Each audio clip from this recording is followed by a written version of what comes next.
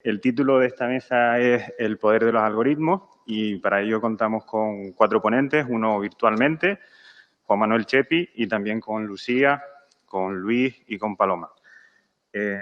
Lucía Velasco es economista y está especializada en el impacto social de la tecnología. Es experta independiente para la Comisión Europea.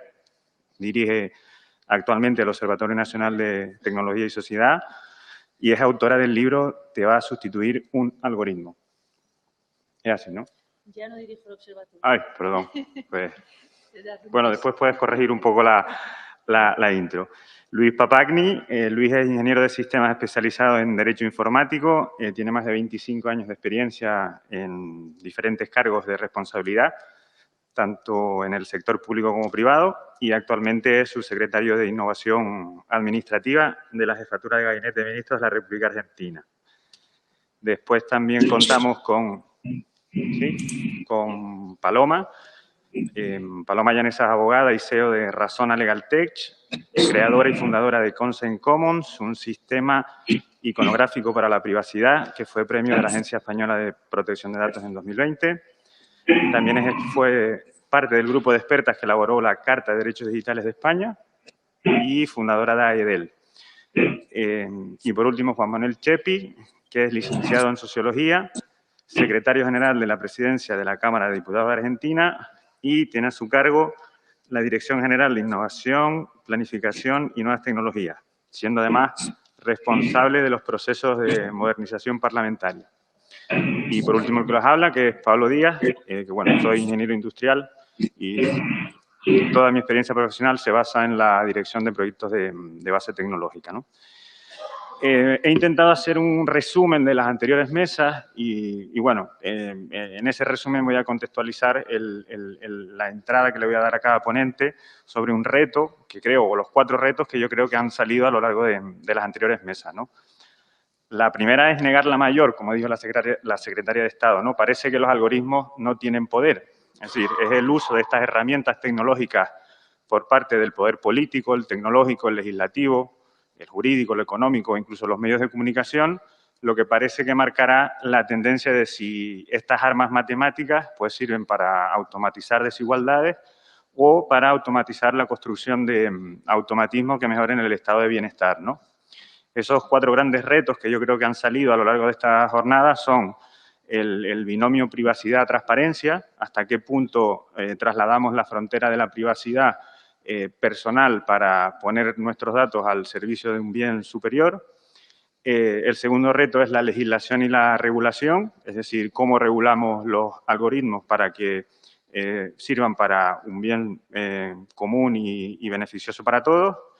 En tercer lugar, la ansiedad tecnológica, es decir, acaba de decir la ponente anterior que lo que no conoces te da miedo y también hablaban de esa visión catastrofista de la tecnología, ¿no? Que parece que amenaza nuestro progreso social. Y por último, algo que para mí es muy importante, la masculinización de la tecnología. ¿Cómo incorporamos a las mujeres a este sector? A mí me han dicho, como soy ingeniero y soy muy cuadriculado, pues me han dicho, tienes que darle 5 minutos a cada ponente, ¿no? Pero, bueno, creo que una de las diferencias que tenemos los humanos con los algoritmos, incluso a la hora de tomar decisiones, es que podemos desobedecer. Los algoritmos no creo que puedan hacer eso, ¿no? Entonces, para dinamizar los debates, lo que voy a hacer es introducir cada uno de esos retos a un ponente y después los demás pues pueden añadir lo que consideren sobre el mismo. Respecto al reto de la privacidad y la transparencia, voy a empezar con Paloma, porque además en su libro Datanomics habla justamente de la paradoja de la privacidad, ¿no? Como esa especie de dicotomía que existe entre las actitudes de privacidad y el comportamiento real de las personas, ¿no? Es decir, digamos que cuando nos pide el Estado un dato para hacer seguimiento a la posible pandemia, nos echamos manos a la cabeza y en el mismo día cedemos a Google 40 veces nuestra geolocalización, ¿no? Digamos que existe como una especie de lucha entre 2 visiones, ¿no? Aquellos que consideran que tener una densidad de datos por habitante, por metro cuadrado en un país, independientemente del dato que sea, es importante para aumentar nuestra productividad, y otros que yo llamo los romanticismos, los románticos o los antidata, ¿no? Es decir, que están en la postura totalmente contraria, ¿no? Digamos que esto es, si lo han oído seguramente, una lucha de aquellos que consideran los datos petróleo y aquellos que consideran los datos plutonio. Es decir, un material radioactivo del que mejor mantenerse alejado. Entonces, Paloma, la pregunta, es decir, ¿hasta qué punto, es decir, un Estado o sería antiético por parte de un Estado no saltarse algunas barreras de la privacidad para intentar resolver un problema mayor? ¿Y hasta qué punto? Espera. ¿Y hasta qué punto, por el contrario, también podría ser ético que un ciudadano no quisiera hacerlo? ¿No? Es decir, ¿cómo logramos mover esa barrera o esa frontera? Bueno, yo me había hecho unas notas, luego me había hecho otras notas aquí, ahora las tiro todas directamente y veo a ver qué te contesta lo que me acabas de preguntar. Nos va a resultar complicado levantar la mesa anterior, o sea, porque ha sido como muy de salseo y nosotros venimos aquí a hablar de transparencia y tal, y la verdad es que va a ser complicado animar a la audiencia. Mira, lo que planteas es muy interesante y, de hecho, dado que estoy dentro de la Cámara que legisla este país, pues tiene su especial trascendencia. Yo creo que uno de los problemas que tenemos al pedir transparencia es que nadie quiere ser transparente, ¿vale? Excepto los gobiernos que quieren saberlo todo de sus ciudadanos. Cuando tú estás en un proyecto de datos, y como abogado y como técnico, porque también lo soy, he estado en varios proyectos de datos, cuando tú recabas datos, todo el mundo se da cuenta del potencial que tienen esos datos para hacer cosas con ellos. Y entonces, cuando te pones a darte cuenta de que esos datos tienen un enorme potencial, la tentación de usarlos para una multiplicidad de cosas, pues se te ocurre. De hecho, en estas mesas anteriores se ha hablado del algoritmo bueno. Claro, yo también he puesto la misma cara, ¿no? Se ha hablado del algoritmo bueno, y como es que hay algoritmos malos y algoritmos buenos. Si estuvieran aquí la gente que desarrolla algoritmos, se habrían pegado al techo del horror porque ellos entienden que los algoritmos son neutros, ¿vale? Esa es la gran discusión. Entonces, bueno, pues ese algoritmo bueno, que está aquí para hacer el bien y no para hacer el mal, y cuando nosotros planteamos los debates de una manera tan simplista de el algoritmo bueno, la transparencia para el interés general, pues entonces abrimos ahí un interesantísimo melón de qué es el interés general para cada uno. Voy a poner un ejemplo que siempre ponía antes y que ahora parece ser que se va a hacer realidad. Así que voy a dejar de poner ejemplos para que no se hagan realidad. Nosotros gastamos un dineral en controlar que la gente no pase de una determinada velocidad en las autopistas. Y ese dineral lo empleamos pues, en Guardia Civil, en medidas, en radares, etcétera, etcétera, etcétera. Obviamente, también esas medidas están orientadas a una cosa tan debatida como la limitación de la libertad individual en favor de que la gente no se mate a sí misma. Claro, luego se suele decir es que puedes matar a otro. Y efectivamente estamos de acuerdo, el cinturón de seguridad no te matas tú solo. Pero eso ya es una discusión sobre hasta dónde llega el interés general. La cuestión es que yo siempre he dicho que era tan sencillo ahorrarnos dinero como que el Estado español llegara a un acuerdo con Waze, que lo tiene instalado todo el mundo en su teléfono móvil, y que a partir de ese momento, en cuanto cualquiera se pasara, que además por Real Decreto se hiciera obligatorio el tener Waze, si vas a conducir ahí está la legislación, si vas a conducir un coche, si te para la Guardia Civil y no tienes Waze instalado y no le enseñas el carnet de conducir, te retiran el coche. Claro, bueno, claro, por tanto te tienes que instalar. Bueno, llegas a un acuerdo con Waze, Waze te da la tecnología del backend, pero entonces tú le pones por delante el logo de la administración pública, porque obviamente no va a ser algo tan grosero como que la gente lleve Waze, ¿no? Tú te instalas la aplicación de la Dirección General de Tráfico, pero al final la tecnología es de otro, porque la tecnología siempre es de otro, señores, esto hay que decirlo. Y entonces, pues, a partir de ese momento, coche que se pase de 50 kilómetros por hora en ciudad, le casco una sanción que se la mando de manera automática y luego ya la discutirá. Y ahí hay un debate que se va a abrir con el agua, con la energía, con tantas y tantas cosas que se datifican y que el debate es hasta qué punto la Administración puede, de hecho, el proyecto está encima de la mesa, la Dirección General de Tráfico quiere poner sensores en todos los coches que se fabrican y se pongan en distribución en España para controlar precisamente esto. Por eso digo que no hay que dar ideas, porque luego las ideas alguien va y las pone. Y claro, viene el debate, vamos a reducir los muertos, vamos a reducir. Y está todo, y la cuestión es, ¿el Estado está para garantizar mi derecho a la privacidad, para garantizar mi derecho a que la Dirección General de Tráfico solo sepa de mí lo que necesita para sancionarme dentro de sus competencias y no donde estoy en todo momento, en todo lugar, cuánto tiempo paso en un sitio o en el otro, etcétera, etcétera. Y, sobre todo, hay un problema que genera más indefensión, que es la capacidad de los ciudadanos que tenemos de pedir transparencia al Gobierno o de pedir transparencia a las administraciones. La ley de transparencia en España es muy deficiente. Es decir, que tenemos tantas posibilidades de pedir transparencia a un Estado como de pedir transparencia a una empresa. Es más, a una empresa, por Reglamento General de Protección de Datos, tiene la obligación de darnos información. Y el Estado también. Lo que pasa es que si no nos la dan, no la sancionan, porque no existe una sanción pecuniaria. Por lo tanto, esto que has planteado, y como lo has planteado desde la Administración, te contesto desde la Administración, abre un debate muy interesante sobre qué es el interés general y cómo ese interés general se enfrenta a los intereses particulares y cómo un Estado que está llamado a la protección y al desarrollo de derechos fundamentales a través de sus políticas públicas son ellos mismos los que entran en este autodebate de, bueno, vale, pero me interesa más esto, sin mencionar el problema que tenemos siempre, que siempre es tecnología de tercero. Es decir, esto rara vez la Administración no tiene capacidad de desarrollar tecnología, con lo cual siempre hay algún contratista por detrás. Y ese contratista puede discontinuar la tecnología, distraer los datos, acabar haciendo un uso inesperado de esa tecnología. La Administración queda sujeta a no poder romper contratos con determinadas tecnológicas que son más grandes que ellos. Entonces, como ves, me has hecho una pregunta que no está en mis notas, pero para la que sí tenía contestación. Lucía, respecto a esta cuestión, en tu libro creo que planteabas como una especie de sistema de información dinámico muy actual del empleo, ¿no? Como que necesitamos más datos en tiempo real para poder pues, mejorar todos nuestros sistemas de empleo.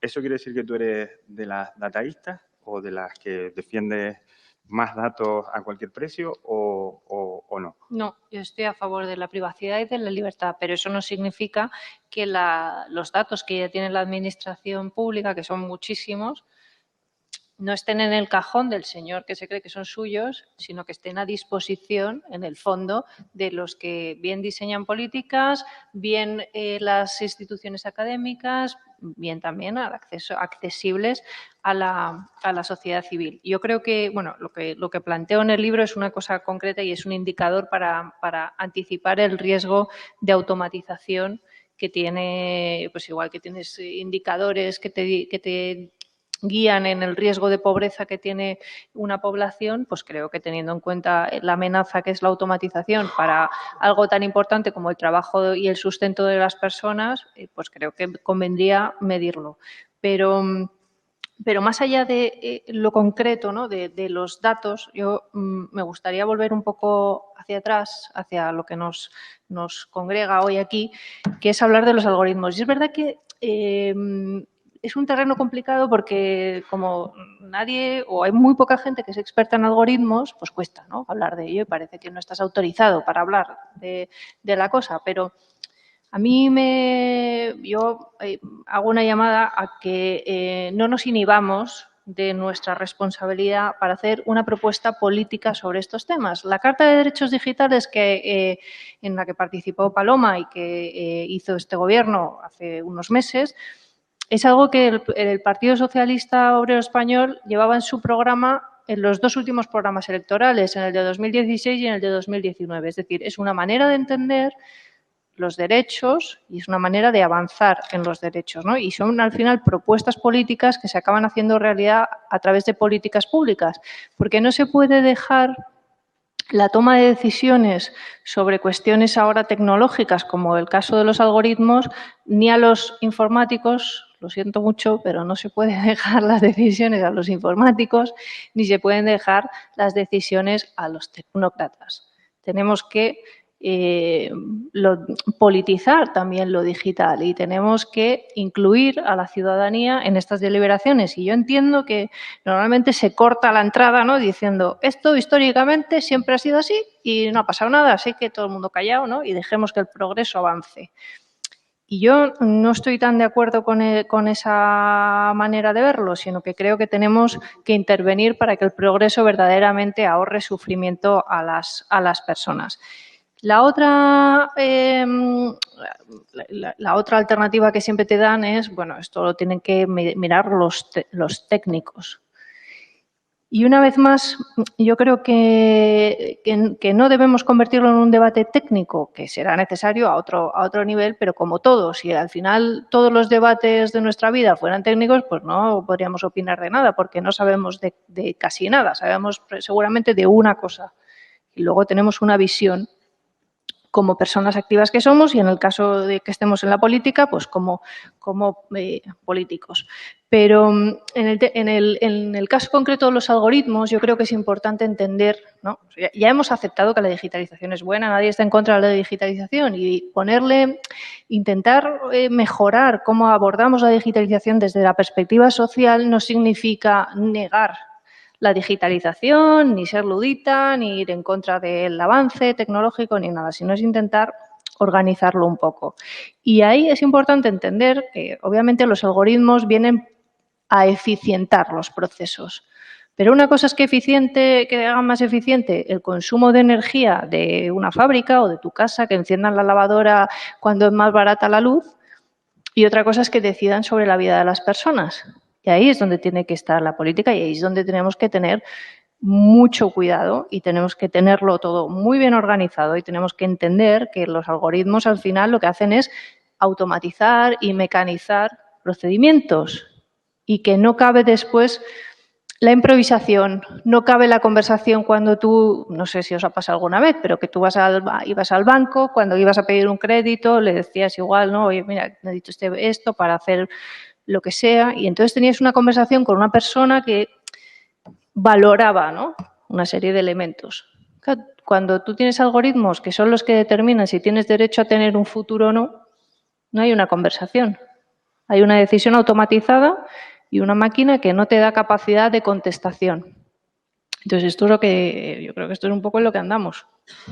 Y yo creo que es importante también, porque se ha citado aquí y creo que de manera un poco confusa, dejar clara la diferencia entre un sesgo y un prejuicio, ¿no? El prejuicio es al final una cuestión humana y siempre podemos desobedecerlo. El sesgo es una cuestión más estadística que responde a una operación matemática, ¿no? Es decir, el problema es que los algoritmos están hechos con datos del pasado que vienen cargados con muchos prejuicios humanos y esos prejuicios humanos los acabamos convirtiendo en sesgos matemáticos, ¿no? Es decir, es lo que la autora Cathy O'Neil habla en su libro Armas de destrucción matemática, ¿no? Es decir, armas matemáticas de destrucción, casi poniendo las matemáticas como las malas de la película, ¿no? Entonces, bueno, Luis, en este sentido, en Argentina, respecto a este binomio privacidad-transparencia, ¿cómo se está preparando el gobierno para estos retos que hemos oído hoy aquí en el debate?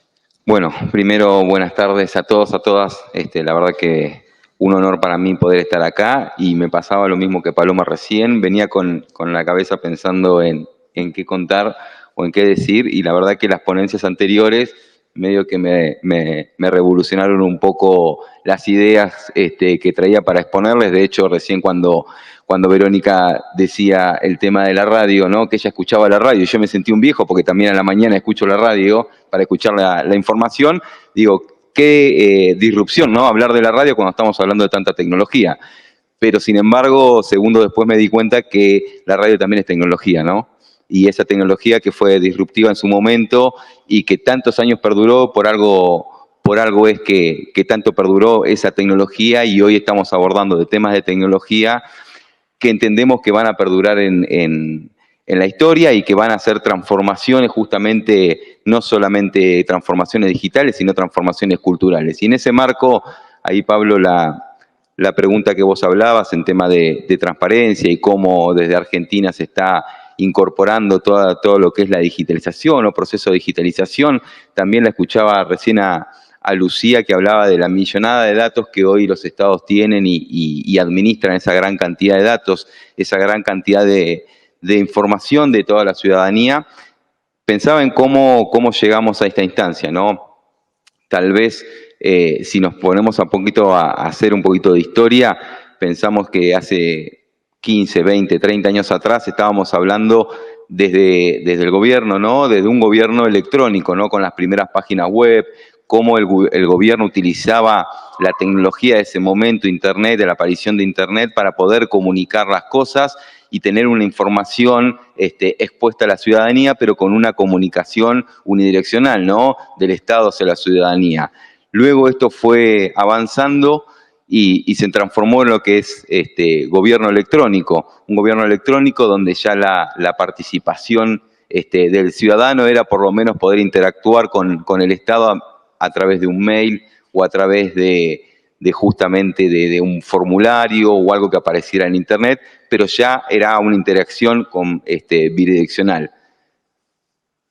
Luego apareció lo que es el gobierno inteligente, capaz lo que estamos hoy transitando, que es justamente este gobierno inteligente donde ya el volumen de información ya es mucho más accesible por el ciudadano, ya el ciudadano aporta mucha más información, el Estado sabe mucho más del ciudadano y justamente este gobierno inteligente lo que está llevando adelante es cómo utilizar esa cantidad de datos, cómo explotar esa cantidad de datos para convertirla en información, ¿no? Cómo utiliza hoy el Estado esos datos y cómo resguarda la privacidad de la ciudadanía para poder explotar esa información y poder analizar las políticas públicas implementadas.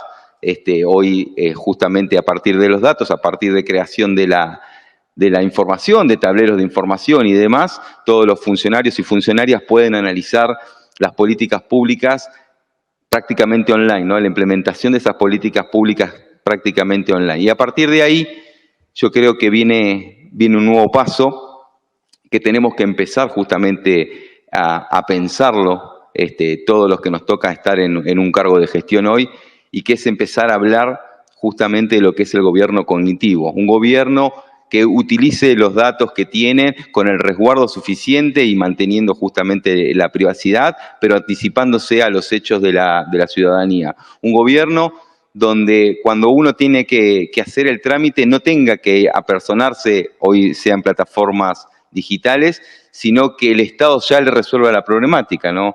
Si una persona nace, sabemos que esa persona va a necesitar un documento. Si va a necesitar un documento, sabemos que va a necesitar una obra social, que a los 5 años se va a tener que inscribir en un jardín de infantes, que a los 18 tiene que pasar a una universidad. Bueno, el gobierno tiene todos esos datos y puede trabajar en esos datos, facilitándole la vida a la ciudadanía.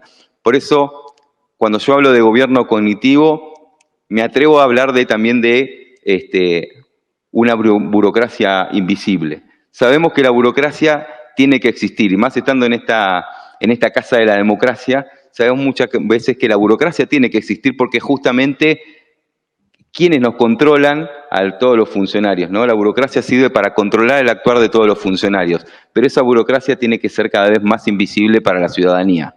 La ciudadanía tiene que ver que esa burocracia es invisible y le tenemos que facilitar desde el gobierno la actuación justamente de sus trámites y sus avances. Por eso creo que muchas veces eso es lo que llamamos la transformación digital, y tiene que ser una transformación digital que esté orientada y centrada en la ciudadanía. Un Estado tiene que pensar en su transformación digital, centrada en la ciudadanía, pensar en digital, pensar en un Estado en digital y pensar en un Estado como plataforma. Muy bien. Juan Manuel, voy a abrir contigo el reto 2, ¿no? El que hablábamos de la legislación y la regulación. Como se ha hablado en las mesas anteriores, la Unión Europea tiene un reglamento europeo de la inteligencia artificial que espera aprobar antes del 2023, pero también hay otras visiones no basadas en principios éticos, técnicos o jurídicos como el europeo, ¿no?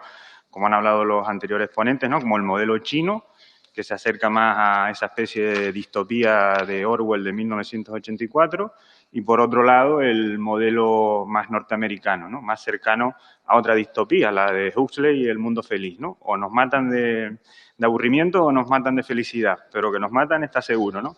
En este sentido, ya existen más de 50 países que han avanzado en estrategias nacionales de inteligencia artificial, más de 36 que están trabajando en marcos nacionales para la incorporación de la inteligencia artificial en sus gobiernos. ¿Qué nos puedes decir al respecto del gobierno de Argentina y, bueno, de la Cámara de Diputados en sí? Bueno, espero que se escuche bien. Buenas tardes a todos y gracias por dejarme participar de esto. Me hubiera encantado estar en el calor de Madrid. Acá en Buenos Aires hace bastante frío. Así que saludar a los participantes del panel, a Luis, y gracias, Pablo, por esto.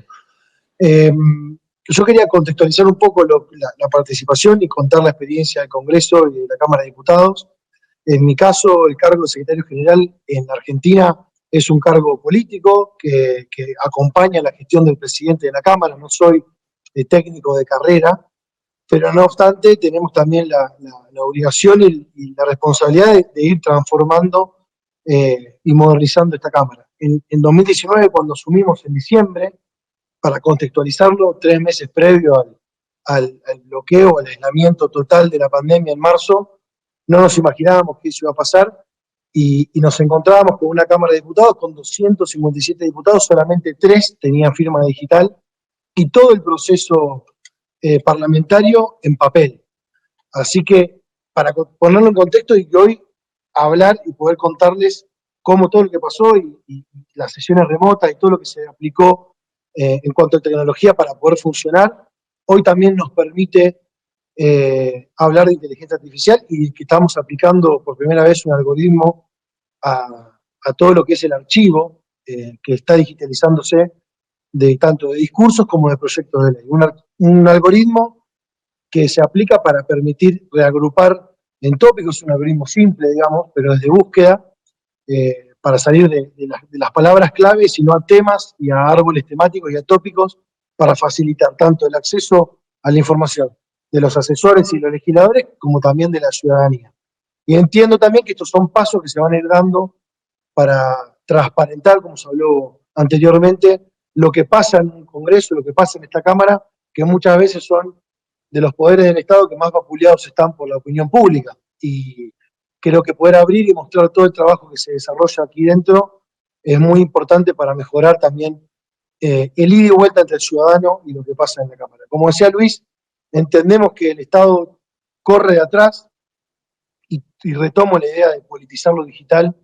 Creo que es muy importante en términos de regulación, pero no en términos de regular como para acotar, sino de poder darle un marco a cómo la tecnología hoy entra en el día a día de la ciudadanía y que claramente de pasar de una aplicación de pedidos a una aplicación del Estado existe la misma exigencia y cada vez nos va a correr más los avances hacia los servicios que también da el Estado. Bueno, creo que el Parlamento y el ida y vuelta entre la creación de leyes tiene que también tener opciones para que también las nuevas generaciones, no tanto analógicas, sino nativos digitales que hoy vienen con ansias de participar en agendas con temáticas muy puntuales como el medio ambiente, alimentación, hoy tengan posibilidad de acercarse a la creación de una ley. Hoy también tenemos un portal de leyes abiertas donde cada diputado, y estamos instando a que más diputados y diputadas lo utilicen, pueden abrir y dejar abierto a que se cambien y se modifiquen los proyectos de ley a partir de un portal, y creo que eso también es un avance. Pero bueno, no aburrir en lo que estamos haciendo, sino también poder dejar una reflexión. Me parece que hay hoy en el mundo diferentes visiones y de filósofos que hoy están de moda, como Byung-Chul Han, que tienden a alguna visión más tremendista o catastrófica de lo que se viene. Creo que hay que tener la voluntad política de que esto hay que poder encauzarlo y encaminarlo para el bien común. Y claramente no hay algoritmos buenos o malos, como se decía, sino que hay que poder poner a la política al servicio de la tecnología, pero para tratar de mejorarle el día a día a la gente. Y para eso hay que sumar y convocar de forma multidisciplinar, no tanto técnicos, sino también a los que venimos de las ciencias sociales y que tenemos responsabilidad en el Estado para ir viendo cómo ayornamos los servicios que brinda el Estado y también el Parlamento, en mi caso, al día a día de la gente. Así que creo y lo veo de una forma optimista de que esto se puede cambiar, se puede transformar y puede andar bien en un futuro porque es intrínseco de que la realidad nos lleva y que la tecnología cada día va a tener más incidencia tanto en la democracia como en el día a día entre el ciudadano y el gobierno.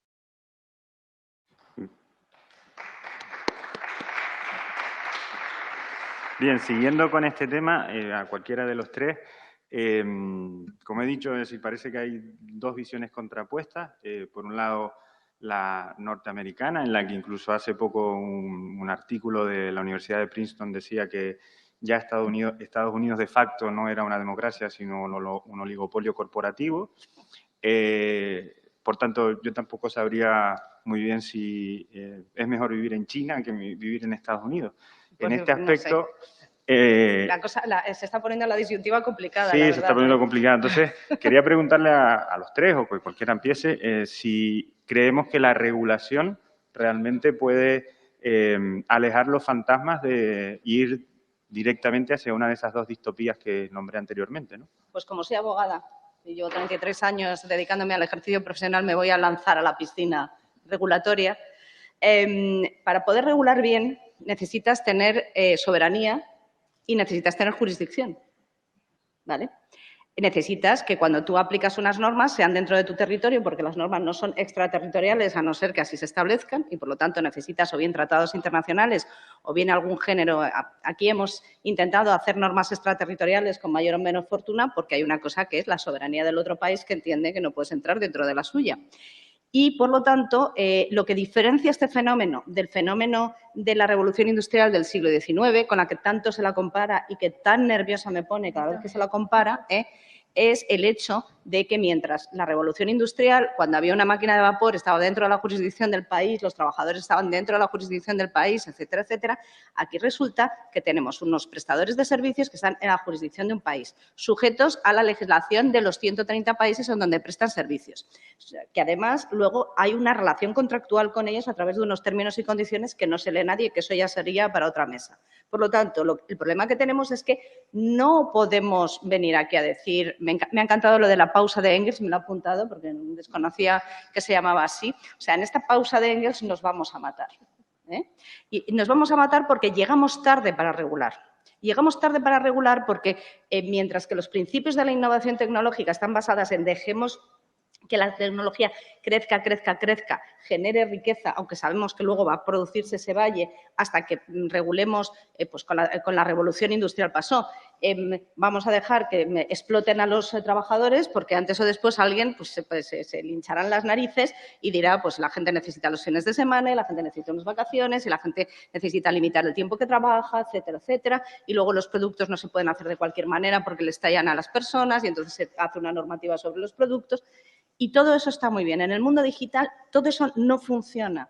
No funciona porque la tecnología ya está aquí y sobre todo está aquí con una panoplia de gente que somos todos nosotros que somos adictos porque la tecnología se diseña desde la adicción, no desde la privacidad ni desde otro principio, sino desde la adicción. Aquí no tenemos ya un problema regulatorio, sino que vamos en contra del uso habitual y adicto que hacen los usuarios. Por lo tanto, tenemos un problema de jurisdicción. Las empresas que prestan los servicios están fuera de nuestra jurisdicción. No podemos regular sobre ellos. Y si regulamos sobre ellos, luego tenemos un problema de cómo ejercemos los derechos, porque los derechos que se fijan desde esta Cámara están muy bien, pero los derechos solo sobreviven a las pruebas de estrés.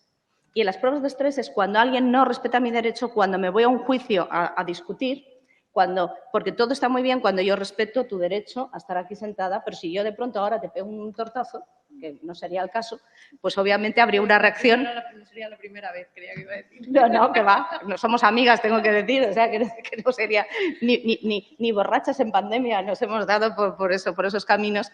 Evidentemente, ahí habría una vulneración de tus derechos que tendría que tener un remedio a través de la punición. Recordemos que el Estado de Derecho se basa en el hecho de que todos nosotros tenemos el derecho a ejercer la violencia al Estado para que la ejerza en nuestro nombre. Recordemos esto que se nos olvida mucho.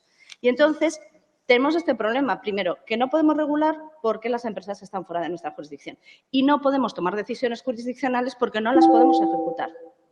Así que tenemos un problema regulatorio y me vais a decir, como siempre, eres una aguafiestas, pero yo quiero ofrecer una solución, aquí donde me ven, que es la solución de la estandarización. Y tú que eres ingeniero, pues en tu cabeza es un estándar, efectivamente. Tú decías, no confiemos en los técnicos, tampoco confiemos en los abogados, si no queréis, pero confiemos en la capacidad que tienen los ingenieros de ser muy organizados y cumplir las reglas.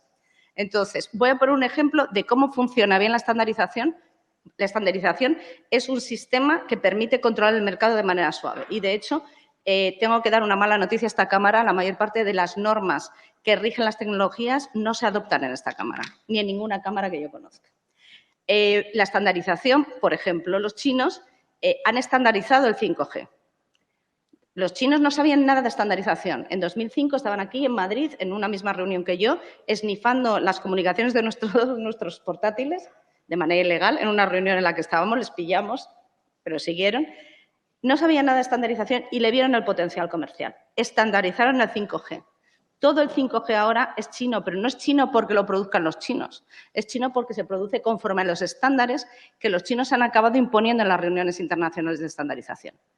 ¿Qué ocurre con esto? Que ahora España, siendo consciente del gran problema de seguridad que es el 5G, porque es una red, a diferencia de las redes de esto que son autopistas tontas, son redes inteligentes que se programan en el borde de la red, que se pueden trocear, en fin. De pronto nosotros sacamos un esquema nacional de seguridad del 5G aprobado y publicado en el Boletín Oficial del Estado, aprobado en esta Cámara.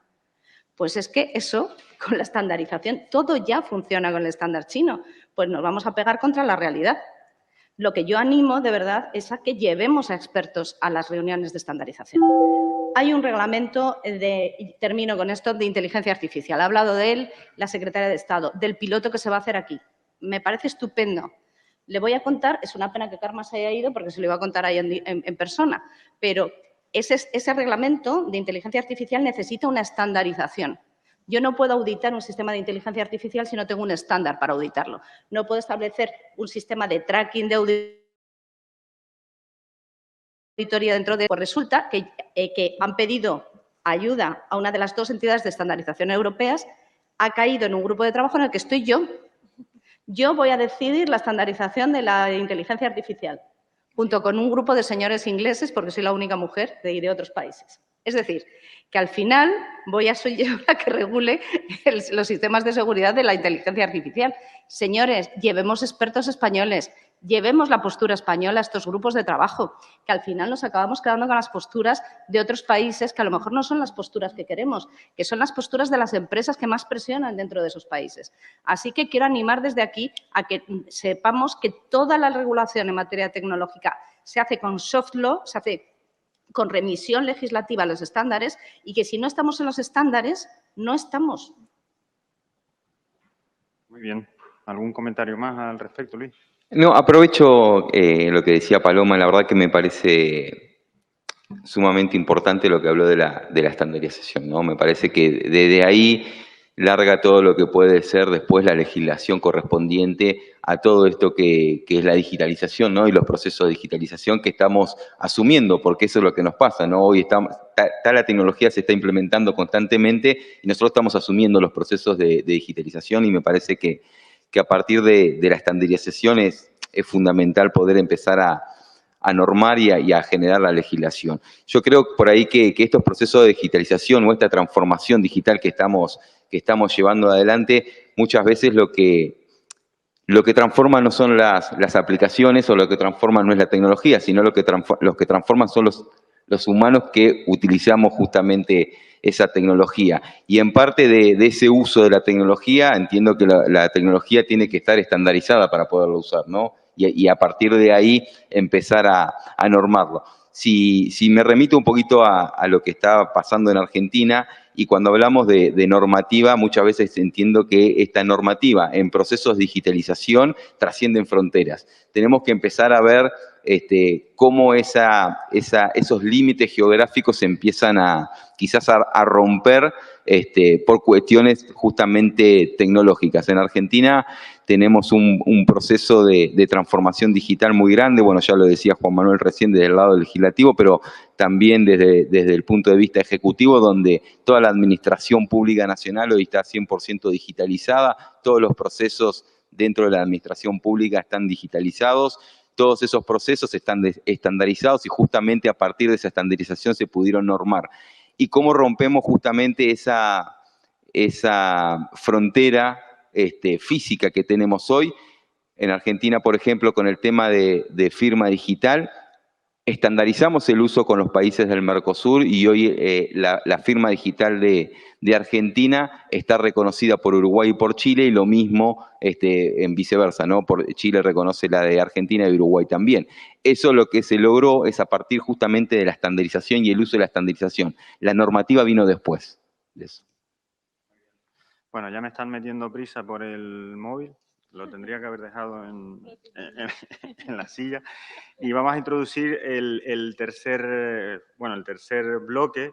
Bueno, voy a introducir el cuarto porque creo que no nos va a dar tiempo de hablar de la ansiedad tecnológica, pero como eso yo creo que ya está más que... Sí, está en el ambiente. Pues vamos, exacto. Vamos a hablar de la masculinización de la tecnología y le voy a dar el pie a Lucía con algo que también comentaba en su libro, ¿no? Hablabas de que había 4 grandes motores del cambio y que el más importante para ti era la digitalización, ¿no? Y que, bueno, todo lo que tenía que ver con las tecnologías de automatización, pues podrían acabar destruyendo unos 85 millones de empleos, pero a su vez creando casi 100 millones de empleos. El problema radicaba en que los empleos destruidos, pues porcentualmente casi seguramente iban a ser más por trabajos ocupados por mujeres, y por el otro lado los trabajos que se iban a crear iban a ser, por supuesto, en el ámbito digital, donde la representatividad de la mujer era mucho menor, ¿no?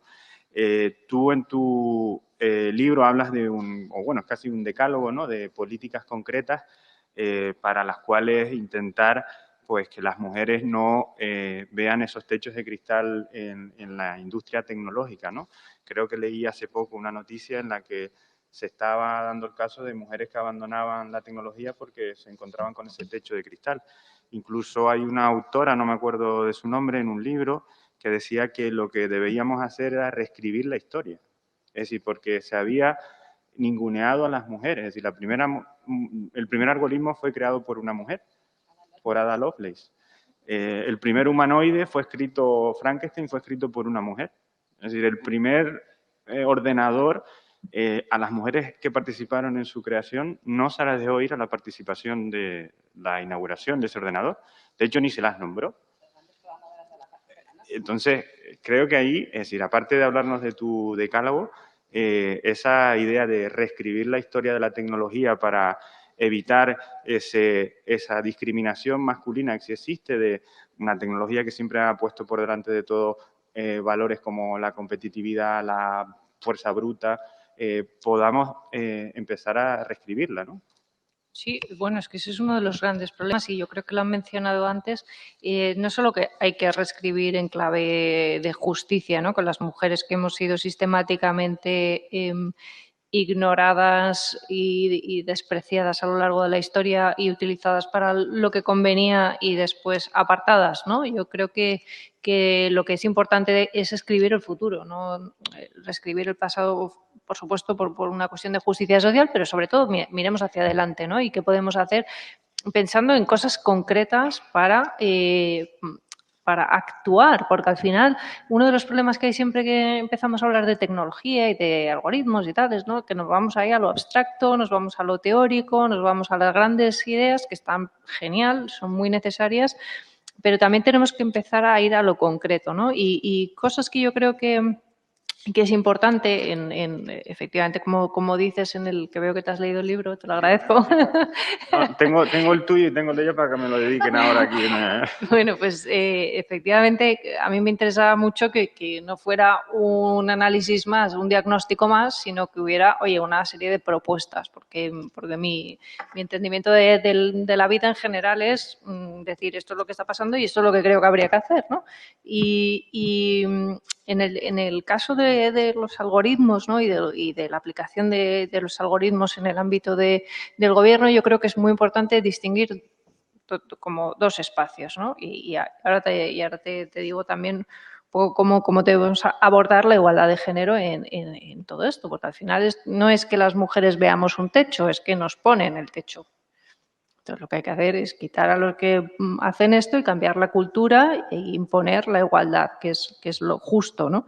Y en los dos ámbitos que yo creo que es importante distinguir es, por un lado, cómo organizamos el uso de algoritmos o qué propuesta hacemos políticamente para el uso de algoritmos hacia afuera, digamos, por parte de las empresas, y qué propuesta hacemos en cuanto al uso de los algoritmos dentro de la Administración, que está relacionado con lo que decían tanto Luis como Paloma en el ámbito de la estandarización, pero no solo.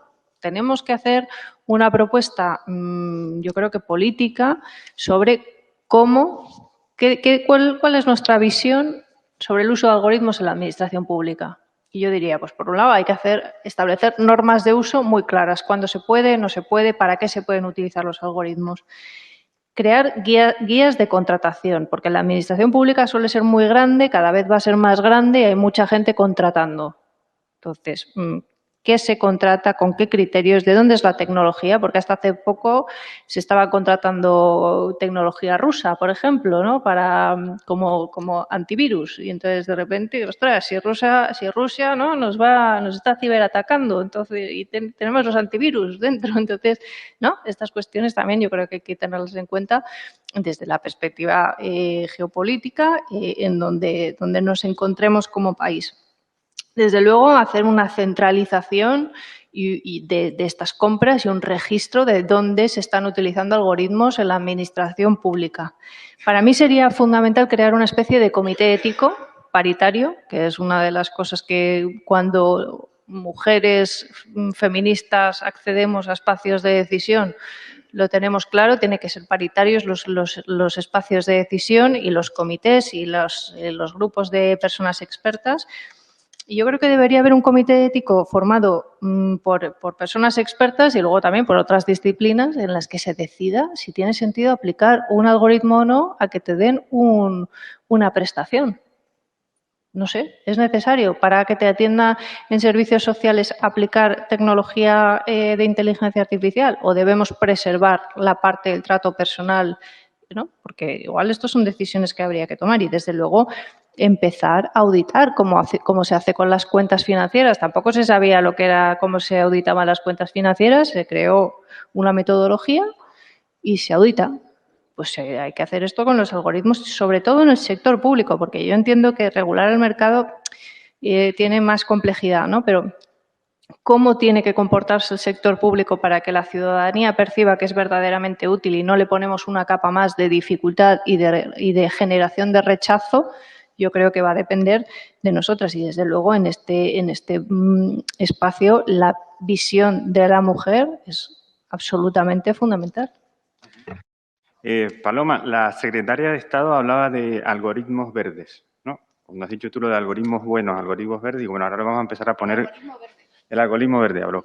Entonces, posiblemente empecemos a ver más colores, es decir, no es algo que no haya pasado ya en la historia, no me río, la biotecnología... ¿Pero verde por subido de tono, verde no lo por sé, ecológico? Todavía no está definido, pero ciertamente la biotecnología, como abarcaba tantos campos, generó un código de colores. Es decir, la biotecnología azul es la que se dedica a los avances biotecnológicos en el mar, la biotecnología naranja es la que ayuda a comunicar y difundir la biotecnología, la biotecnología marrón es la que se dedica al ámbito agroalimentario, y esto parte de los suizos, ¿no? Que son potencia biotecnológica y hicieron un referéndum en el 98 en el que la biotecnología iba perdiendo, es decir, la ciudadanía tenía la impresión de que la biotecnología era mala. Y los científicos, como tú dices, los técnicos, se dieron cuenta que iban a poder perder una oportunidad por una cuestión de desconocimiento. Y lo que se desconoce se teme, que también lo he oído por aquí, ¿no?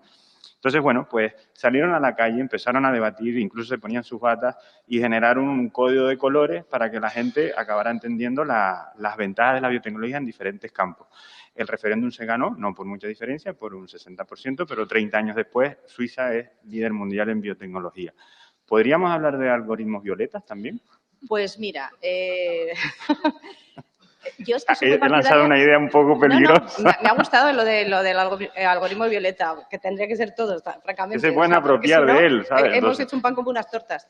Mira, yo es que soy muy partidaria, hay un sesgo que no recuerdo cómo se llama, porque una vez que te lees los libros sobre sesgos cognitivos, tenemos tantos sesgos que ya aprenderte los nombres es todo un esfuerzo, que recordamos mucho más y lo que vemos que lo que escuchamos y mucho más que lo que leemos. Por lo tanto, de hecho, lo has leído en mi bio deprisa y tal, porque es un tostonazo, pero Consent Commons es un sistema iconográfico que te explica las políticas de privacidad, que son larguísimas, con 5 iconos. Entonces, todo lo que ayude a que yo de un vistazo sepa a lo que me estoy enfrentando está fenomenal, porque ninguno tenemos la capacidad técnica para entender la complejidad de un algoritmo. De hecho, hay una norma que se acaba de aprobar a nivel nacional que obliga que se dé información de los algoritmos que se usan en las empresas dentro del ámbito laboral, del ámbito del trabajo, de la relación con los trabajadores.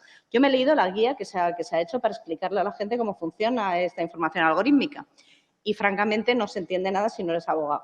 ¿Vale? Hace una remisión al Reglamento General de Protección de Datos y en el Reglamento General de Protección de Datos lo que te pide, y lo tengo aquí puesto, es que facilites información significativa de la lógica aplicada. Tú que eres ingeniero sabes que información significativa de la lógica aplicada puede ser cualquier cosa que a mí me dé la gana, desde lo más complejo hasta lo más sencillo. Pues digamos, hagamos un Nutri-Score, hagamos un código de color, digamos cómo, bueno, te quiero decir, es decir, cómo de arriesgada es el uso de esta tecnología. De hecho, el reglamento de inteligencia artificial va en ese sentido. Hace 3 categorías, unos no se pueden usar, otros depende cómo y otros pues, son más o menos veniales. Entonces, muy a favor de que estandaricemos la manera de verificar el cumplimiento de ese tipo de esos elementos, para que todo el mundo, para que si yo digo que soy verde aquí y en la China popular, ¿vale? En cualquier sitio donde yo vaya, y por lo tanto que seamos capaces de que alguien lo haya evaluado de manera independiente y diga efectivamente, este algoritmo es verde, o violeta, o naranja, o marrón oscuro. Muy bien. Sí, pero no creemos política identitaria a los algoritmos también, ¿no? No. No demos ideas, yo exacto, yo he lanzado un código de color, ¿no? Ya después cómo se apropian. Luis o Juan Manuel, respecto a el papel de la mujer en la tecnología en Argentina, ¿existe el mismo problema de representación? Es decir, ¿cómo se está intentando luchar contra esa baja representatividad de la mujer en el sector tecnológico, incluso en los foros políticos en los que se debata sobre tecnología? Bueno, creo que en la Argentina, en el caso particular, hemos avanzado muchísimo en los últimos años con diferentes medidas y la política paritaria se va dando. Yo como hombre no me cuesta a veces opinar de esto, pero sí creo que es clave el rol del Estado y como impulsor, tanto en el ejercicio y en la incorporación de mujeres en áreas de tecnología del Estado, como también de formar y de incentivar en las carreras tecnológicas y en becas y en impulsar hoy también el acceso a, teniendo en cuenta también la falta de empleo y también el empleo joven y el empleo joven, el desempleo joven, cómo impacta también mayoritariamente en las mujeres.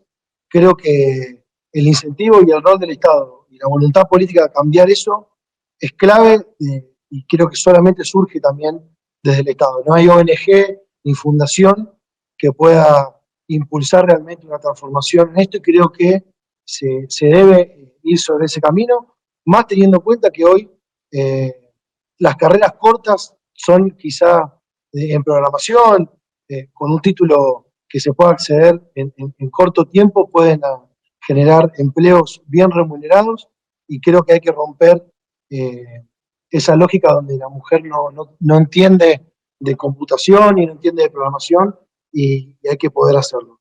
Insisto, creo que es desde el Estado donde se puede generar esas condiciones y creo que es por ahí el camino. Sí, para sumarme a lo que decía Juan Manuel recién, desde Argentina una de las principales políticas desde el inicio de esta gestión fue, por ejemplo, la creación del Ministerio de la Mujer. Me parece que desde la política macro hacia adentro, ¿no?, del Estado, la participación de la mujer en Argentina es fundamental y específicamente en el ámbito de tecnología, la secretaria de Innovación, Micaela Sánchez Malcom, motoriza y generó el centro de G+T, el centro que impulsa justamente la incorporación de las mujeres en el ámbito de tecnología, justamente como decía recién Juan Manuel, llevando adelante todo lo que sea la capacitación de la mujer y la incorporación en los ambientes tecnológicos, tanto público como privado, ¿no? Creemos que esa es una de las políticas fundamentales y una de las políticas ejecutoras que tiene hoy el gobierno nacional es justamente la incorporación y la participación de la mujer, y en el caso específico de la tecnología, bueno, la creación del centro G+T creo que es fundamental para esto.